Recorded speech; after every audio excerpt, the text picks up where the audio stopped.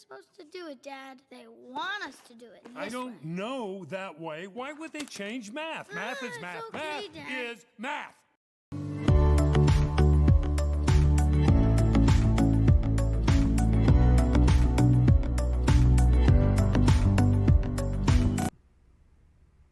So, what does math have to do with anything?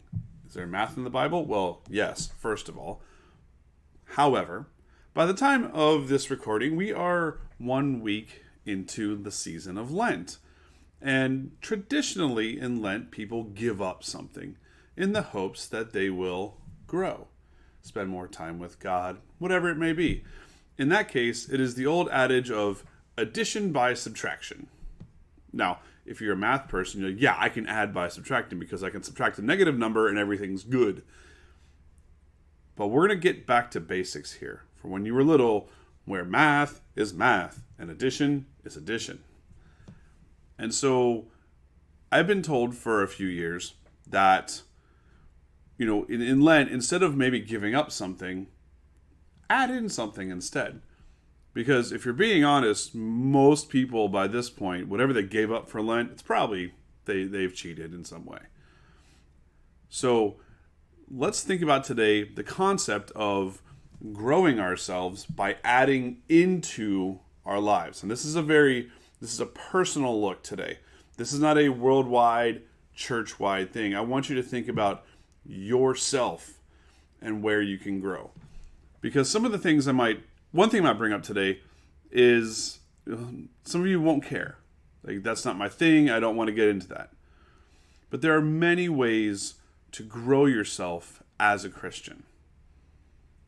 Now, the easy, short way is to simply, change the music you listen to, right? Okay, well, I'll listen to some Christian music. We'll be good. That's easy. I want to push some of you today to try something a little bit different. And what that different thing is I want you to take something that society sees as bad and change it for good for you. Now, if you ask most people, like, what's something in society that you feel is just, it's bad? And a lot of people will come back to social media.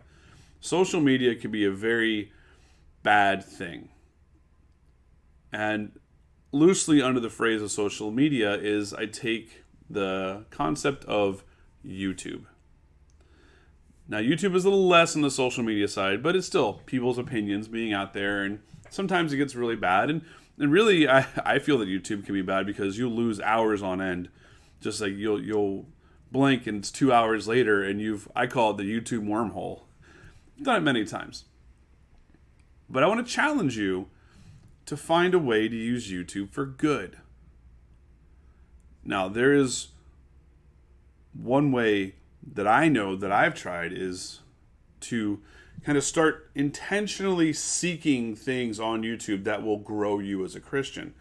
And what I have found a lot of, not necessarily watching other people's sermons, but watching, for me, a lot of apologetics has really helped me out. Now, loosely defined, apologetics is how to defend your faith. So when someone asks you something, you know what to say back. And the reality is there's a lot of things out there that many Christians have never even thought about before. There are so many wide-reaching ideas, you don't know where to start. And I'm going to give you an example today. Here is a clip from a gentleman that I've started watching some of on YouTube. His name is Mike Winger. He runs a YouTube channel. And I don't watch all of his stuff because, honestly, some of his stuff is a little bit long. Things creep up to an hour, so I have to temper what I view with how much time I have.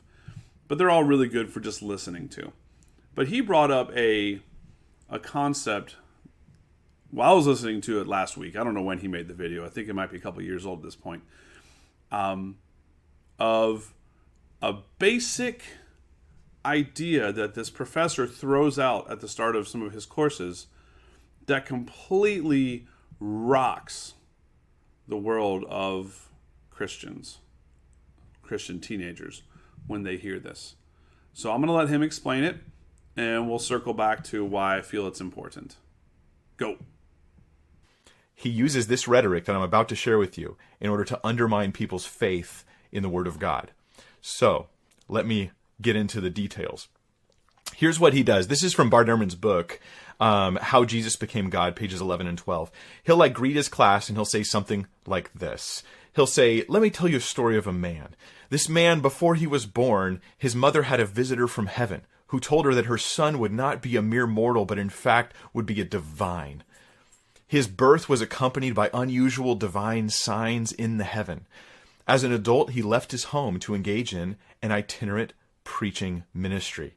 He gathered a number of followers around him who became convinced that he was no ordinary human, but that he was the Son of God. And he did miracles to confirm them in their beliefs. He could heal the sick, cast out demons, and raise the dead. At the end of his life, he aroused opposition among the ruling authorities of Rome and was put on trial, but they could not kill his soul. He ascended to heaven." And who is this man? Bart Ehrman may say in his class, who is this man that I'm speaking of? Why, this man is obviously Apollonius of Tyana. And then the students in the class, they respond, or the believer who hears this says, wait a minute, how is it possible that there's another ancient character whose story so perfectly parallels Jesus? Is this just a thing where there's these characters, these individuals in history who all have the same story as Jesus? That's what I'm dealing with today. This is what freaks people out the first time you hear it, until you get the rest of the information. So you can see how this could be really confusing to a lot of people. What is this? Who is this Apollonius of Tyre guy? I've never heard of him before. Well, yeah, because we don't hear about him. I've never heard about him until about a year ago. And I only heard about it because I was challenging myself to watch more challenging videos. Because I want to know more. As a Christian, you should want to know more. Because sometimes someone's going to ask you a question that's going to be out of left field, and you're like, I have no idea. And how do we handle that? If you're faced with a challenge from whether it's a Christian, non-Christian, whatever, we're like, hey, today I heard this. Well, where did you hear that from? What's your source? And did you dig into it? It's really important that we utilize the tools that are available to us to learn more about Christianity, because I got to tell you, people are using the tools that are available to us to tear down Christianity. Maybe it's maliciously, maybe not. But the tools that are available, you don't need a hard copy anymore, right? You could have it on your phone. And that's good. Using technology for good. But technology you have to be careful with. And I'm going to give you an example. I recently had a conversation with somebody who said, I'm leaving the person's name out, that, hey, I heard that ... And it was an anti-Christian message, something that could cast doubt. And I was like, well, I've never heard that stated before, so give me some time and let me research it a little bit and see where this fits. So, of course, what do? I go to Google, like this person probably did, because they heard something, they Googled it, they found more information, which is what I did too. I Googled the topic, here it was on Google, and the first page of Google had all these things affirming this anti-Christian message. Well, if you're like me, I don't go to Google page 2 very often, but I did this time. And as I got to page 2 of my search results, page 3 of my search results, there were all the counter arguments of, well, no, that's actually not the case. And we have to be smart about this. We have to learn. We can't just take things at face value, because their internet is good. Internet is bad. It can be used both ways. But until you start digging, until you start researching, you're going to be subject to the whims of random opinions. I never want you to be in the place where someone says, well, I heard that Jesus wasn't the Son of God. That's a simple one that somebody could say. But that shouldn't rock you in your faith. listen to people, listen to what they're saying, and then go learn some more. Because I got to tell you, the youth of today are very savvy. They know how to look stuff up. What are they looking up? Are they looking up the rumors that their friends tell them? Or are they looking up the truths that the church can tell them? Well, honestly, it's more fun to look up the rumors. So I challenge you. Start growing your faith. Start using these aspects of technology that younger generation is so familiar with. They're digital natives. It's a great term. They grew up using all this. My 7-year-old can pretty much do anything on the computer that we want her to do. She grows up with this. I'm 43. I didn't. I'm having to learn this on the back end. So, we must be ready as Christians to defend God. We must be ready to defend His Word. And here's a little revelation I had today. In churches, once a year you're going to get the put on the armor of God sermon. And I've always feel that, okay, well, here's the armor of God so I can go fight for God. And it's an aggressive kind of thing, or I can defend myself.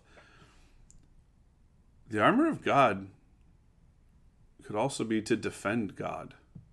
Now, God doesn't need our defense. He's just fine.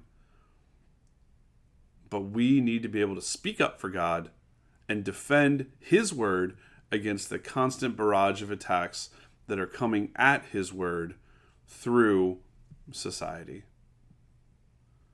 So there's your challenge for Lent. Go put on something good. I'm going to link that video that I just showed a clip of in the description below. I'm also going to link it's a YouTube channel from a church where they have daily devotions. I have a 5-minute ride to work pretty much every day, and I'm very thankful for that. But I could just listen to these for 5 minutes in my morning to get my head straight. Something I've stopped doing, but I'm getting back in the habit of because I need to start feeding myself and growing myself again. You're never too old to learn a little more about God. Have a great week.